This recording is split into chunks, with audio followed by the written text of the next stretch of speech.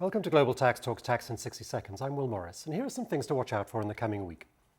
Expect to hear, for the first time in a while, some upbeat speculation about how things are going to turn out just fine with Pillar 2. A solution will be found to the US problems, something will be done to ensure EU businesses are not disadvantaged, and the reputation of multilateralism, now allied of course with sovereignty, will be the way forward. This decidedly sunny view of the world is pinned on two things. First, the US announcement in Cape Town that it would stay at the table and continue to negotiate included a statement that it wasn't looking to end Pillar 2, just to carve US businesses out of it, although quite how wasn't clear. The second factor feeding people's optimistic tendencies was the release, or leak perhaps, of a note setting out options for discussions at the EU high-level working group on April 29th. This would apparently might include changing how credits and incentives are taxed, possibly extending the UTPR safe harbor, or coming up with a more tailored version, treating guilty as an equivalent regime. Good. But the discussed options will be presented to the EU ambassadors in June and presumably to ministers thereafter. When? July, September, who knows? Talks are much better than no talks, that's for sure. But these are really talks about talks about talks. This is not the end game. And during that period, even if this is not intentionally being strung out in any way, there are plenty of things that could go wrong. Remember what I've said before, tax isn't driving the bus, trade is, and geopolitics as well. So let me briefly play out a couple of scenarios.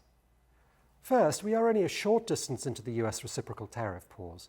We have no idea how that will turn out, but Ms. von der Leyen, the Commission President, made clear recently that while the EU would negotiate in good faith, if things went wrong, then, open quotes, EU countermeasures would kick in. Second, the geopolitics remains very complex. If the EU has to support Ukraine out of just European resources, that will require more revenue rather than less, including tax revenue, and the goodwill necessary for a tax deal may drain away.